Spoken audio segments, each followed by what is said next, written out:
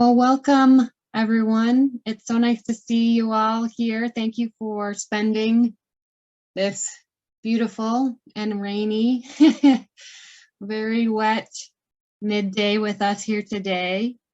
Some of you have introduced yourself. I'm really excited to have you all here for this biofeedback class. And just because I can't help myself, I'm going to drop the Smash membership link into the chat. So if you know of anybody who would be interested in becoming a Smash member, it was primarily Smash members that we sent this invite out to for this very first Smash webinar. So if other people would like to become a member and get connected with these resources, we'd love to help you or love to have you help us reach more people. I think everyone here knows who I am, but we are recording this webinar so that other people who weren't able to make this time can make it. So I'll just do a brief introduction here and then we'll get started.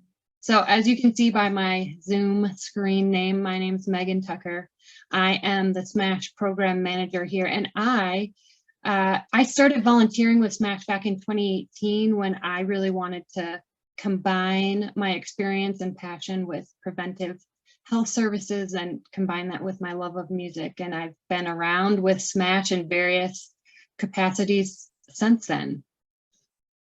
We've got about a 45-minute to maybe a 60-minute presentation on biofeedback today. So Debbie will start with some really practical exercises that we'll be able to practice today, and then provide some resources for you after. So we did want to let people know that we will be emailing out the slides and any supporting materials that we share. So feel free to just allow yourself to be fully present. Don't worry about taking notes, jotting down any resources or website links. We'll share those out after so that you can have that information and refer to. So if you do have any questions, you're welcome to drop the questions directly into the chat, just the way this webinar is set up. You can just drop your questions into the chat there. I'll be monitoring that and can make sure that we loop those questions back to Debbie. And then we'll also pause a couple of times just to make sure if you'd prefer to ask your question by unmuting yourself and asking the question directly to Debbie, we'll make sure that there's time for that as well. So you all obviously know about Smash, Seattle Musicians Access to Sustainable Healthcare, but just in case there's others that join us at a later date that don't know quite as much about us, we are here in support of those who create music, as we believe that it's essential that we keep musicians in our region so that our area can stay vibrant. So our mission is to keep local musicians healthy, and we do this in a variety of ways, with ongoing programs in primary care, dental, and mental health, and work to integrate other programs such as hearing and vision based on feedback from musicians on what the current needs are, as well as from generous support from service providers. So speaking of service providers, today we are super excited to be able to work with Debbie Miller. Debbie Miller is a naturopathic doctor, a biofeedback therapist, and a musician. She specializes in mind-body medicine and helps people from all walks of life use their own bodies to decrease stress and anxiety while increasing emotional flexibility and resiliency. So we'll make sure that you've got links to her website. But with that, I'd like to pass to you, Debbie. Great. Hi, everybody. Thank you so much for coming and sharing your valuable time with us today. And I just want to also say this is the first time that we're doing this collaborative webinar. So if you have any feedback or thoughts on how, what things you'd like to maybe learn about in the future, or ways we could improve, or topics you want to discuss, I think that Megan is going to be doing some kind of poll action at the end of this. So,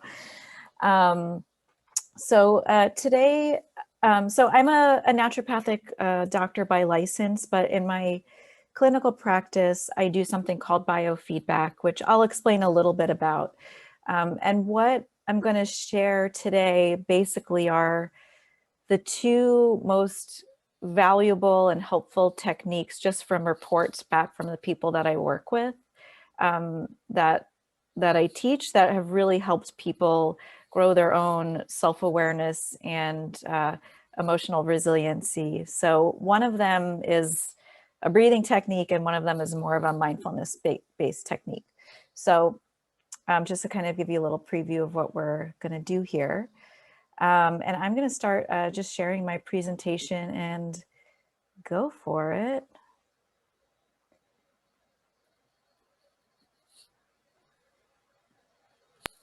So part of this is going to be a little lecture-y in quotes, and then part of it will be a little bit more experiential. And please feel free to participate to whatever level you're comfortable with. So what we're going to cover today is just a really basic understanding of how and why chronic stress can take such a big toll on our physical and our mental health. And just a brief summary of how our nervous system functions, to give you just some kind of framework for why certain techniques can be really, really helpful or important, or even just to kind of validate your own life experience. We're going to spend probably most of the time on some functional breathing, which doesn't sound exciting, but hopefully it will be. And then I'm going to share my favorite mindfulness tool for stressful moments, which is called FLAIR, which is an acronym, which to be continued. So the really important thing to understand about our nervous system, and when I say our nervous system, I'm talking about the part of our nervous system that's responsible for all of the automatic things that happen in our body, like digestion, heart rate, our stress response, all of these things that just happen without us having to think about it. We're only wired for short-term stress that we're able to recover from.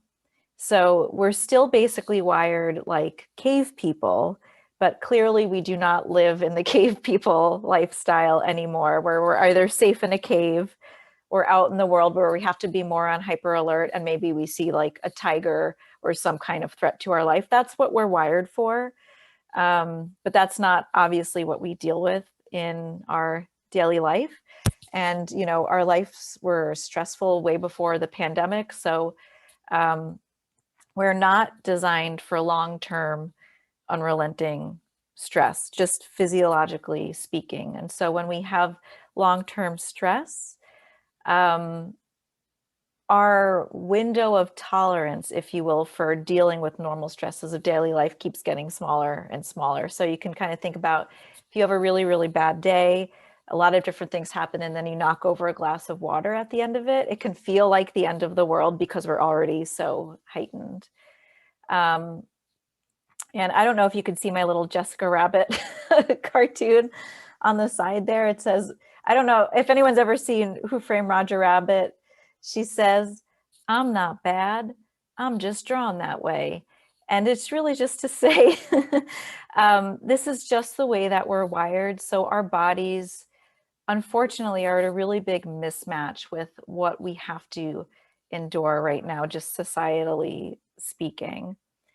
And all kinds of things can trigger our stress or survival response, whether it's a true threat to our survival or even just a worry or thinking about the past or anticipating the future. All of those things can trigger the survival response. So when we're constantly being triggered by stuff, that really can throw our bodies physically and mentally out of balance. And just, you know, a little disclaimer, not all stress is bad. Stress is not the enemy. It's a normal part of life. It can tell us something about maybe a situation that we're in. Maybe we need to make some changes somewhere. Stress can help us have self-growth. It can really fuel us in the short term and focus, you know, right before a show, you get that pre-show kind of jitters that maybe you channel out on into performance. or if you have something that you have to get done and you wait to the last minute, that stress can really fuel you to focus and help you get it done. So our nervous system is essentially divided up into 3 tiers. We have on the green zone here, and I seem to have lost my arrow, but we have the parasympathetic nervous system. Some people call this rest and digest, rest and repair, and this is really where we feel safe. So when we feel safe, and safety is the key word, our nervous system can relax and doesn't have to be on hyper alert to deal with threats around us. We have our sympathetic nervous system. I'm sure you've all probably heard of the phrase fight or flight. This is when your body detects some kind of danger. Your physiology will literally start to mobilize and prepare you for a big energetic output, because fighting or fleeing requires a lot of energy to kind of get you out of the situation. So this is where we feel unsafe. And again, this can be triggered by just about anything. You don't have to be running from a bear on a hike or something like that. And then we have this called dorsal vagal response. You don't have to remember those words, but this is more like feeling frozen, a faint or a freeze response. And on our survival, like from an evolutionary reasoning, this is like where we play dead. If the bear is right next to us, we might fake that we're not alive anymore, so that bear doesn't try to kill us. So that's a more of a trapped feeling. This is what's called the polyvagal theory. I am only included this slide because it's really helpful. And you can look at it later. We'll be sending this out. This is just a much more detailed description of what I was just talking about. So we have this hierarchy of activation of the nervous system to feeling safe, to feeling hypervigilant, mobilized, and to feeling frozen and stuck. And you can read all of these details later, and there's lots of good versions of this chart on the internet. And I think a really good resource. So there it is for you. But I kind of want to start getting, and actually first I'll just pause here and see if anybody has any questions about that before I start getting into the mind-body connection and breathing and all of that. We did have a question in the chat asking is the faint freeze related to a fawn, in quotation marks, related to a fawn reaction? In a sense, yeah. So I've heard that, you know, that's sort of like a fourth thing that people are talking about now with the nervous system, this fawning response where, and so I'm going to kind of give a little bit more background information on that question. That framework that I was just talking about is helpful to understand chronic stress, but also trauma. So if anyone has had trauma in their life, it's a really helpful way to kind of understand how the nervous system is organized. And sometimes we can have this fawning response where we maybe try to, I don't know if people please is really the right word, but it is kind of related to that freeze response is my understanding. I don't know if that answered the question. Did it? Yes. Okay. An affirmative. Yeah, thank you. Any other questions before moving on? Not in the chat, but we could wait just a moment and see if anyone wants to unmute themselves.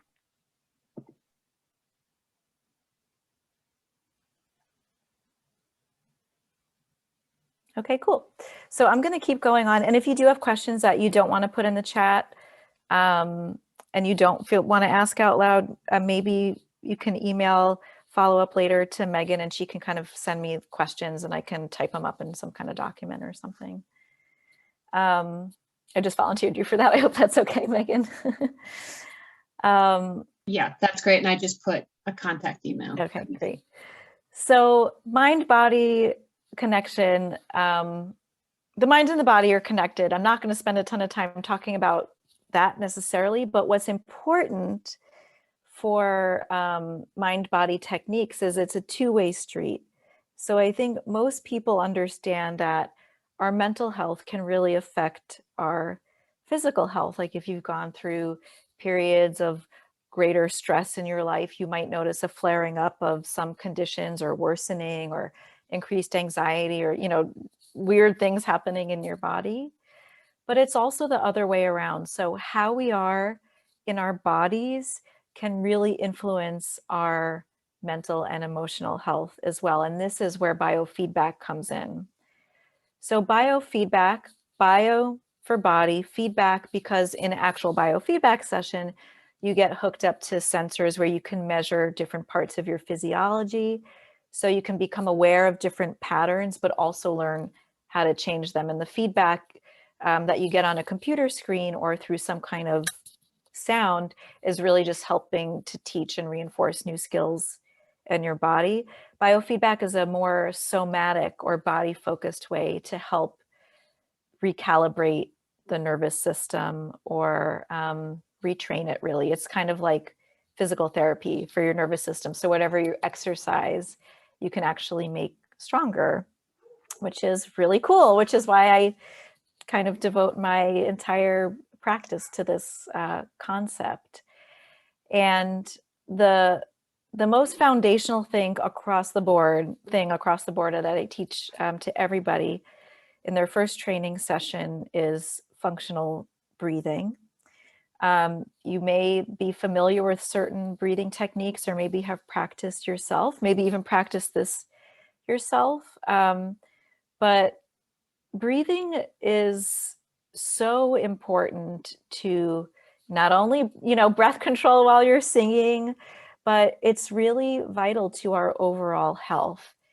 And it's something that we do from when we're born to, when we die, we're always breathing. And it's not if we breathe, but it's how we breathe really influences many different parts of our health and how we feel. How we breathe affects which part of our nervous system is activated. And breathing is one of those things that will change automatically once we get into a fight or a flight response. How we breathe determines how oxygen and nutrients get delivered to our organs and tissues, including the brain. Breathing affects our blood pH, electrolyte balance, our circulation, also our digestion. And also, most importantly, I think, breathing actually really influences how our heart behaves and the pattern our heart creates when it's beating. So how we breathe really influences the heart. And this is something you could actually see if you're hooked up to some kind of sensor. And our heart, how our heart behaves really influences what goes on in our brain. And this breathing practice that I'm going to teach you, that you're going to talk about, when you practice regularly and consistently, it actually is growing the flexibility and resiliency of the heart as a muscle. But this also kind of translates into our emotional space as well, because, in Western medicine, your heart's just a blood pump, but, our heart is really a big emotional center in our body. And our heart sends actually more signals to the brain than the brain does to the heart. So you can kind of think about breath, heart, mind. And so that's the chain reaction of events that occurs. I'm not going to spend a lot of time here, but long-term improper breathing is associated with a lot of different conditions, whether it can either cause or exacerbate. There's a lot of common conditions on this list. And so I'm going to I'll pause here for any questions before we do our first little exercise together.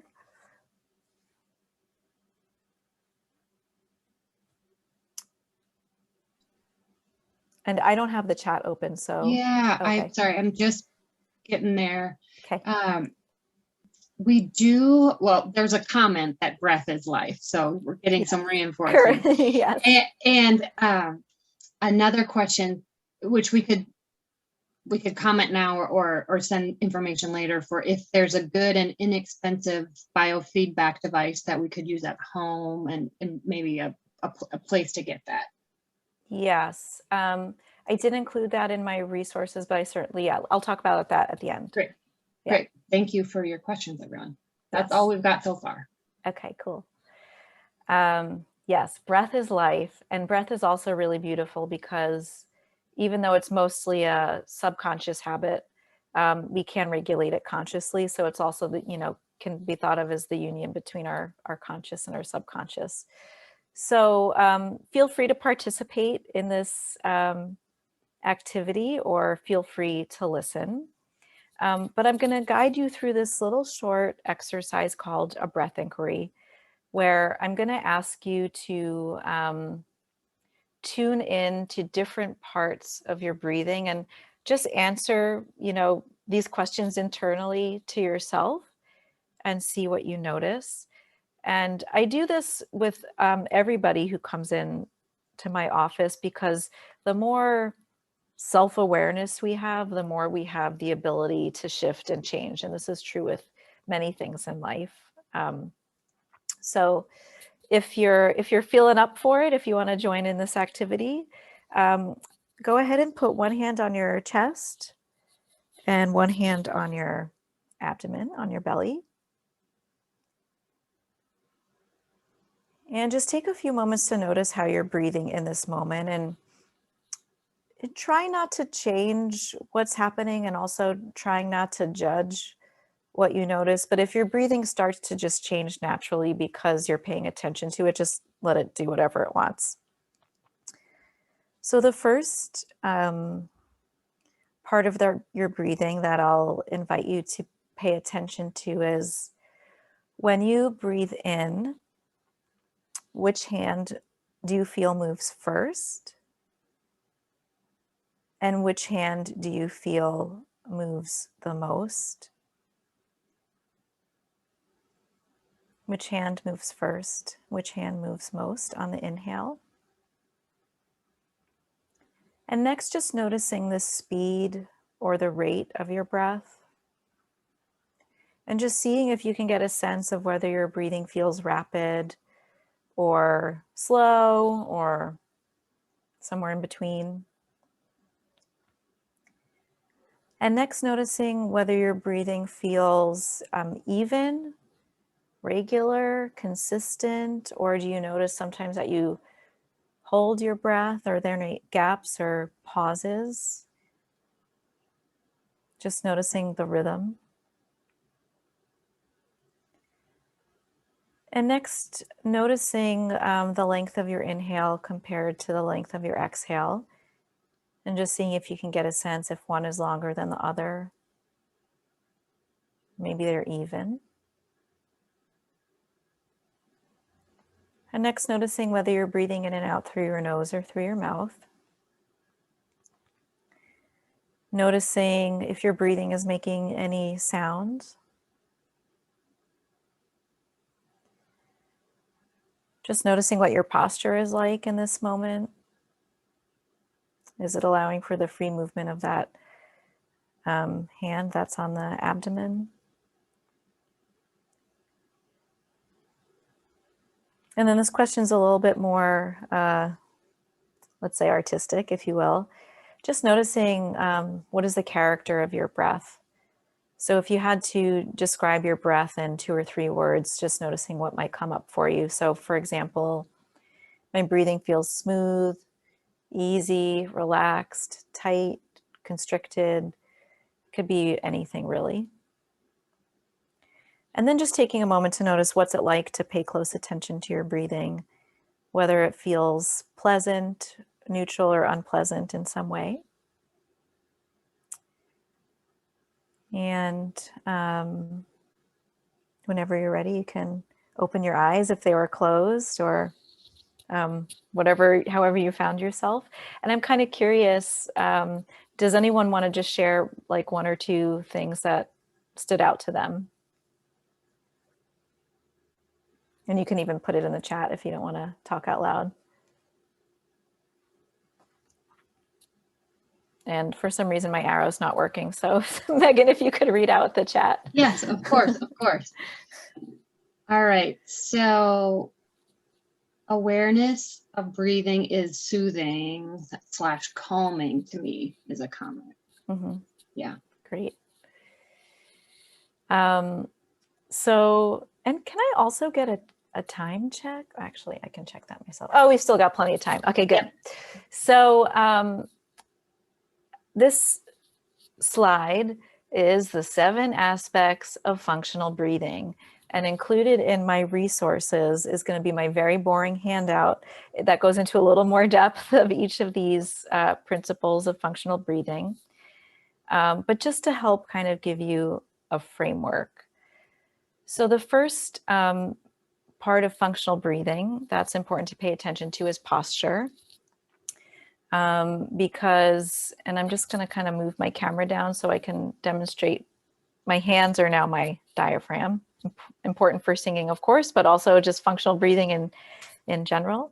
So our diaphragm, if you feel where your rib cage is attached all the way around and kind of sits like this, like a dome. And when we inhale, the diaphragm kind of goes like this, flattens out all around, which is maybe why some of you felt your belly expand. And when we breathe out, it goes back like this. And so if we're doing computer posture or phone posture or kind of crunched, it really inhibits our this area of our body, and our chest might take over. And when we breathe more with our chest, that's more of a stressed breathing pattern. So, and the brain picks up on that. So don't forget, it's this two-way connection. Posture, all we're going for is upright, neutral spine, not overarched in the low back, feet flat on the floor, so legs uncrossed, so your hips are nice and even. Or just, you know, you may need to tuck your pelvis a tiny little bit just to kind of help you engage your belly, but that's basically the deal with posture. Also, ears aligned over shoulders.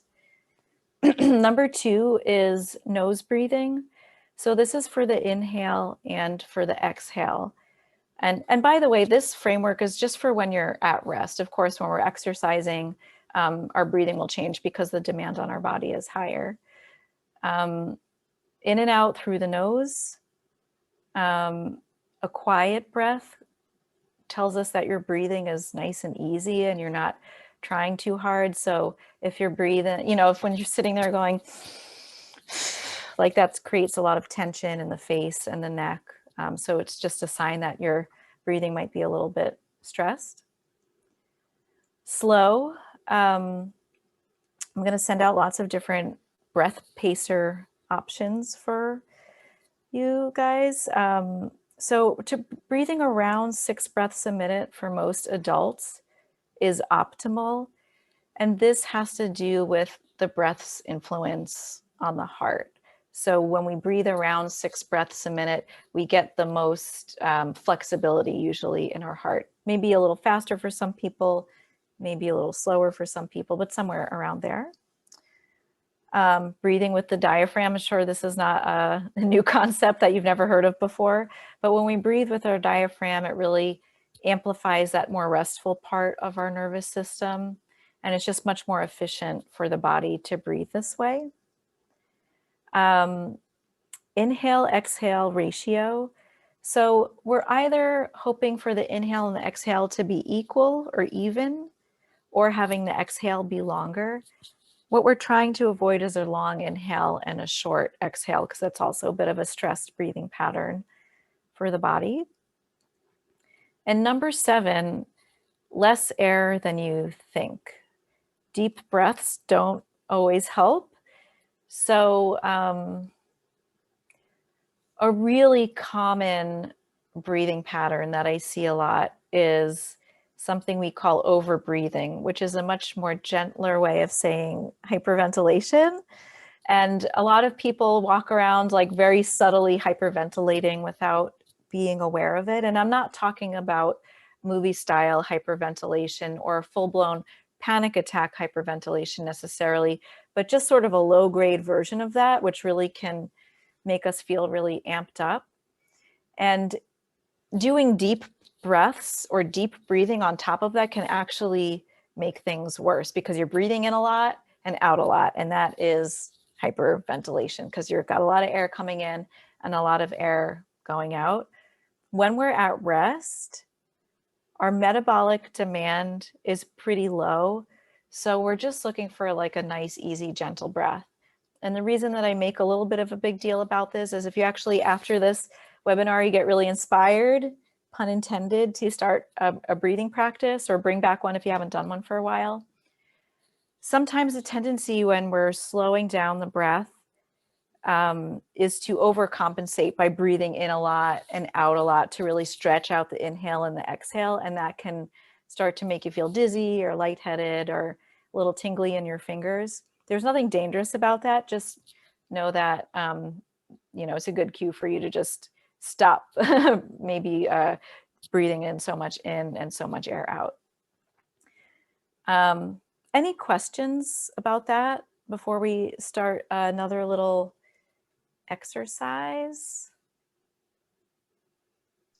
I don't see any, I don't see any questions or comments right now in the chat. Okay, cool.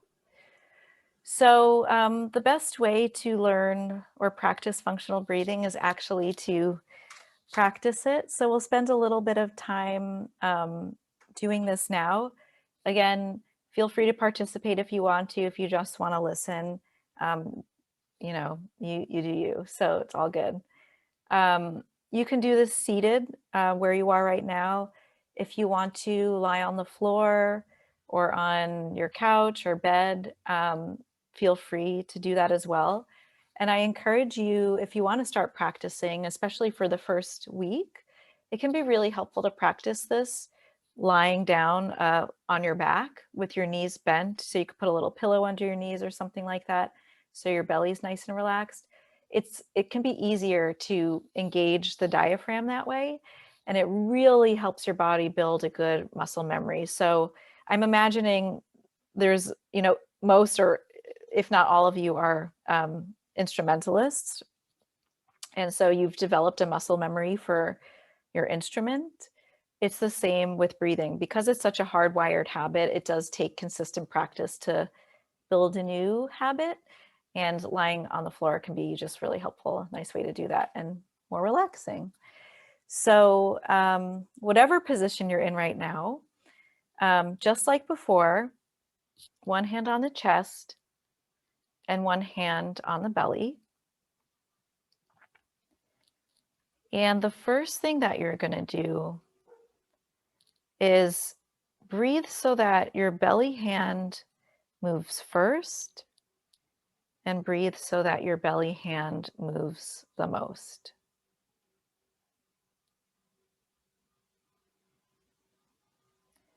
It's totally okay if your chest moves a little bit. You kind of want to minimize the movement in the chest, but you don't want to lock up and be tight in the chest either. So again, just breathing into that belly hand.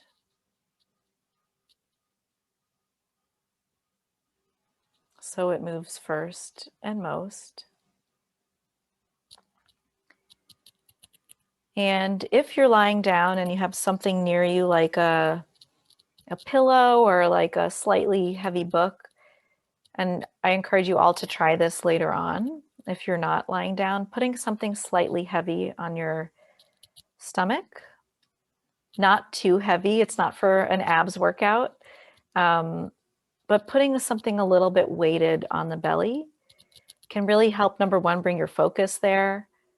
But number two, helps just condition your diaphragm a little bit, because the diaphragm, it's just a muscle like any other muscle. So sometimes it's nice just to have that weight to push against to help tone it up and strengthen. And so however you're breathing right now, just take a break, let your breath happen naturally.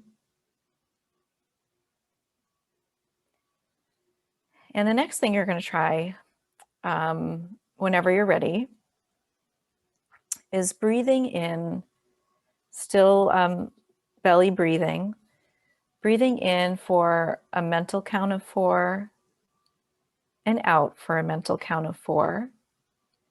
And this 4 in and 4 out can be as fast or as slow as you want it to be. Just practice even in and even out. And if it's more comfortable for you to breathe out for a little bit longer, feel free to add a second or two onto your exhale. And just notice what it feels like, both sensations that feel comfortable or different or uncomfortable.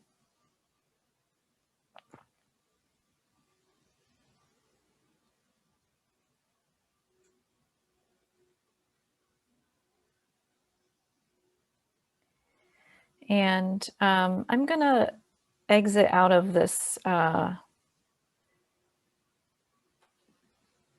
presentation just for a second so I can actually play you a breathing pacer, and you can try to breathe along with it if you want to. The one that I'm going to play is 6 breaths a minute, but don't worry if it feels too fast or too slow. I'm just, giving you some example of what it's like to breathe along with something. And there's all kinds of apps and audio tracks that I'll share that you can breathe along with. So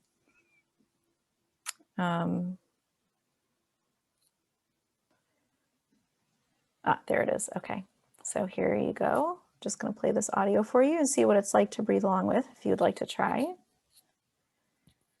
And basically the way this track works is as the notes go up, so it sounds like an arpeggio. As the notes go up, that's the inhale, and as the notes go down, that's the exhale. And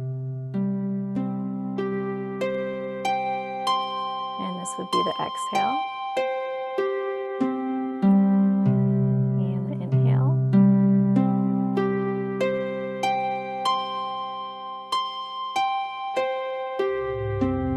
I'm just going to leave this playing for maybe a minute, and if you'd like to practice, if you'd like to practice, go ahead and do that.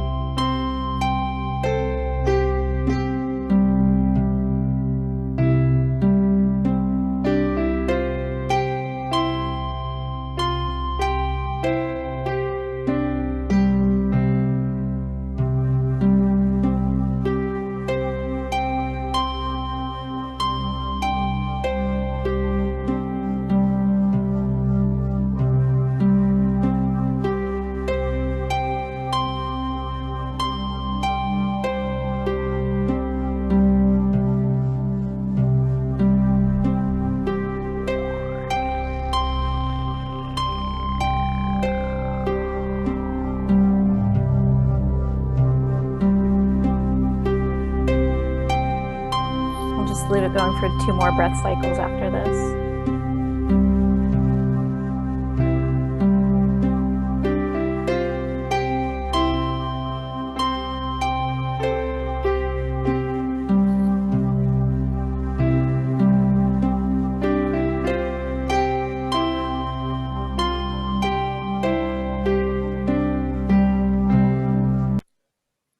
Okay, so just notice how you feel, whether you've got pleasant or unpleasant or neutral sensations.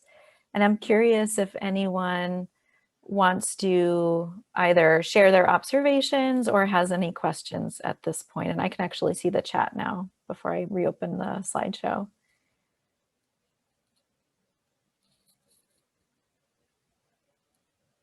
We did have a comment that came in a little earlier when you were talking about the low and slow breathing from 5, who says, it's interesting to think about this in terms of the effect a performer has on the audience's breath throughout the course of an evening. Yeah. And then also a comment that 6 breaths per minute was a lot slower than they thought. Yes, it can be at first. So it can be helpful to start a little bit faster at a pace that feels comfortable for you. And then over time, you can work your way down. And most breath pacers are really adjustable, which is really nice. And I was going to wait until the end, but I'm just going to share my screen here and just show you a couple of different breath pacers that I like. They're just the links in the App Store, but we'll be sending these out.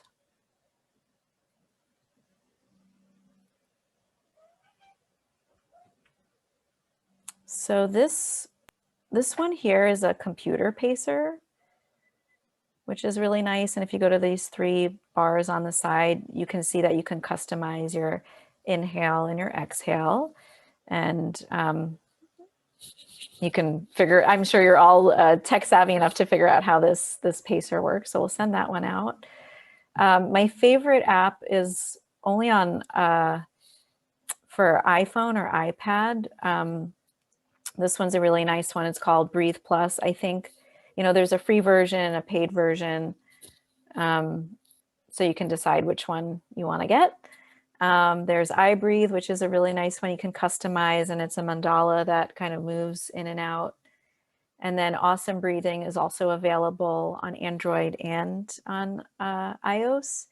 So it's another really nice, free, customizable breathing app. And this is the website where I pulled that audio pacer. We'll send this out too. And you can see that there's faster ones on here. So if you just prefer to listen to audio, you can choose one that feels a little bit faster. Cool. So I'm going to finish up, well, not quite finish yet, but I want to share the most popular mindfulness technique or framework that I teach everybody. And as promised, here comes FLAIR. So FLAIR is an acronym that stands for feelings, label, allow, response, and expand awareness. And I'm going to talk in a little bit more detail about each one of these letters or each one of these concepts. But first, just to describe mindfulness, can mean different things to different people, but all mindfulness really is, or the way that I've come to understand it, is being in the present moment. And number 2 is without any judgment. And of course, both of those things are easier said than done. And this is a technique that can help us not to not feel stress or not to feel anxious, but to how to move through those moments with a little bit more ease. So the F stands for feelings, and the important thing to understand about feelings is that they're pretty much outside of our control and they just pop up. In the FLAIR framework, when we label a feeling, the label has to be non-judgmental. So let's say the feeling is anxiety. A judgmental way to label anxiety or to orient towards it would be, this shouldn't, why is this making me feel anxious? This is stupid. Or there's that stupid anxiety again, invalidating it in some way. But if we just label and say anxiety, we're just stating the fact and just naming what's happening in the moment. And what that actually does is shifts the power balance in the brain from the more fear emotional center to the front part of the brain, which is responsible for rational thinking. And just gives us like a tiny little buffer between us and the feeling. I'm not saying it makes it go away. A, allow and validate. I don't know if anyone here has ever heard the quicksand analogy for emotions, but it's one of my favorites, so I'm going to share it. So if you're walking along and you fall into quicksand, the normal human instinctual response is to kind of scramble, and that ends up sucking us in a bit deeper into the quicksand and makes it much harder to actually get out. The same thing is true for most people when we feel an emotion that is uncomfortable or we don't want to feel. We kind of struggle against it, and that somehow tends to suck us in a little bit deeper into what's happening in the moment. So in quicksand, if you let go and allow your body to float, you'll float up to the top and it's much easier for you to get out. With emotions, if we just allow the emotion to be there in the moment, just in that moment, you're kind of dropping the struggle, and it becomes easier for us to move through out on the other side of that feeling. So that's the allow part. Validate. When we validate our emotions, it's just really a kind, self-compassionate thing to do, and all emotions have a good reason behind them. And so my favorite sentence starter for this is, it makes sense I feel this way because. It makes sense I feel this way because my body is so used to reacting this way. It makes sense I feel this way because this situation is really messed up. It makes sense I feel this way, and you could go on and on and on to validate whatever you're feeling. The response, this is, where we kind of have a choice of how we want to respond in a situation. And ideally, the point over time is to the majority of the time to choose the healthiest response in a situation. And this is based, number one, on our own values, what's important to us, and number two, our own willingness to choose something in the moment. And my one caveat for the response is, we're all human and we're never going to pick the healthy response 100% of the time. But even if you choose the unhealthy response or what you judge to be unhealthy, at least it's a choice, that a conscious decision you've made rather than just reacting.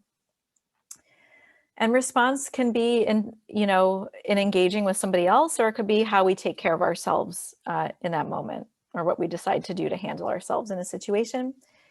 And then E stands for expand awareness, which is a different way of saying grounding in your surroundings, but then this would be flarg, and that's not a real word. So, and I'm going to grab something here so I can demonstrate. So I've got my phone here, and this is going to represent some uncomfortable feeling. I'm just going to say anxiety because this is a common one. So usually when we feel an emotion, it's very much in our face like this. You could probably hear my cat meowing in the background.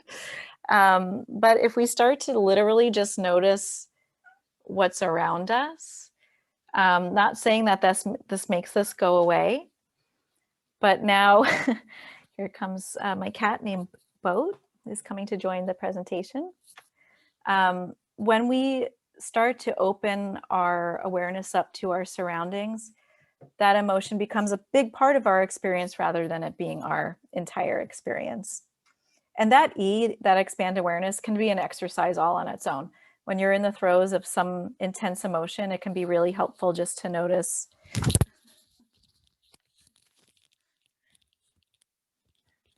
That was my cat ripping my headphones out of my ear. I'm so sorry. So that E can be an exercise all on its own, where grounding in your surroundings can just bring us back to the present and break up that cycle.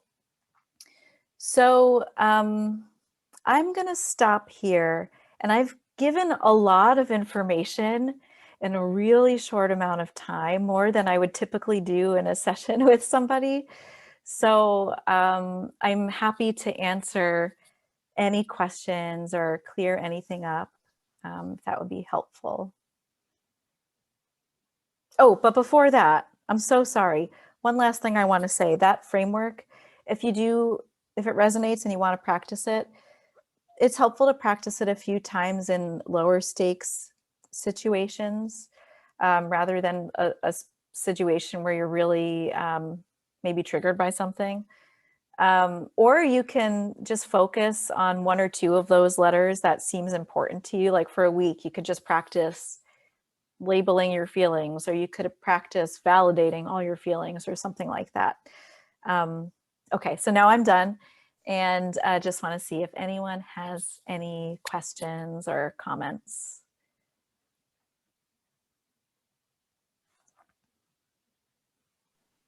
This was really helpful. I don't necessarily have any questions, but this was really nice just to have. I like that FLAIR framework. Some of it I'm familiar with, and then some of it I wasn't. So it was nice to have that to refer to.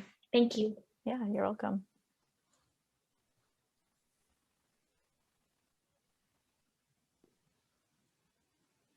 There was people like the FLARG acronym.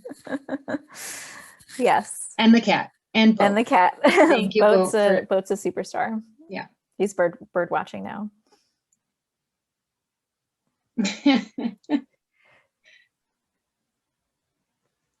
Any particular strategies for chronic pain? So that's a really good question and a great topic. Speaking of mindfulness techniques and tools can be one way to help us orient towards pain differently. Also, there's lots of different biofeedback techniques that can be helpful in chronic pain. So chronic pain can have a lot of different factors to it. That breathing technique, kind of reminds me that I should have actually specified. So like how to practice that paced breathing technique. So I usually recommend at minimum practicing paced breathing for 10 to 20 minutes a day for like 2 months, 10 weeks, and kind of see what changes that you notice. But that recalibration of the nervous system can also help with chronic pain because the state of our nervous system can sometimes perpetuate a chronic pain cycle. Other biofeedback modalities like working with muscle tension or learning other relaxation techniques can be helpful with that too.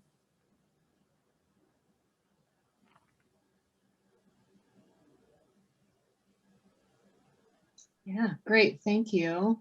We are closing in on our hour together, so we've got maybe another minute or two available here for questions. Otherwise, we will. Oh, someone asked about biofeedback sensors or devices. Yeah.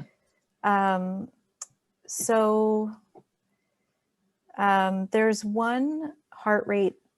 There's a couple heart rate sensors that I like. One is called the Inner Balance, and it's a little ear clip that you wear on your ear, and it measures your pulse. And because our breathing really affects that rhythm, it's a really nice way to kind of get the feedback on the screen and see what your heart rhythm looks like. So that's one. And I'll email this also, those links to Megan so we can send them out.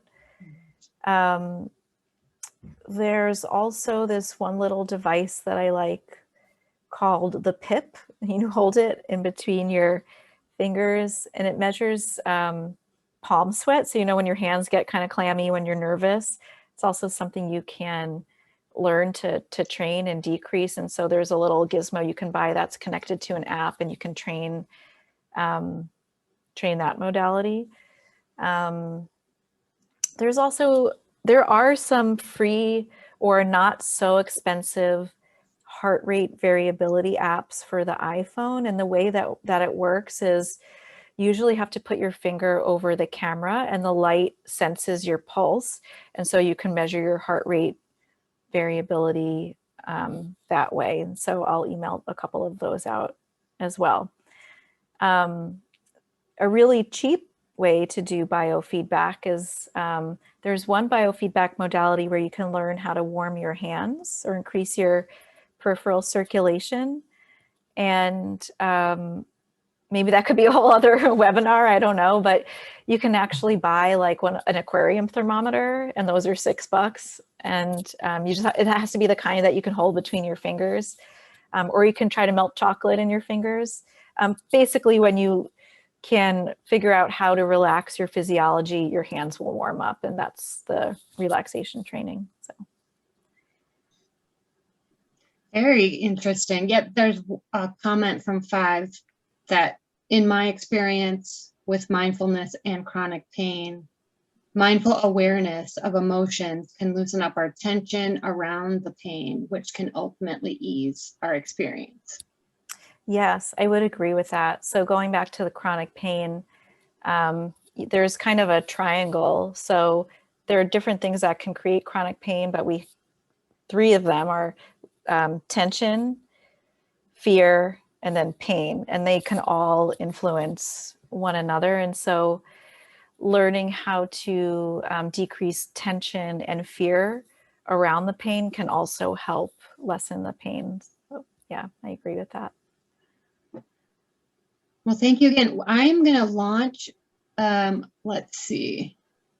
It looks like we've got, I'll follow up with people on the polling just for time-wise.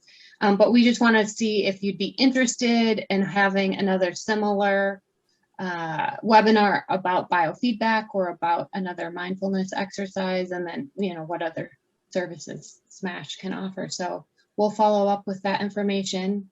It is at time right now, but like Debbie said, you can absolutely reach out to myself, and I'll make sure that any questions get to Debbie, and we can follow up with you.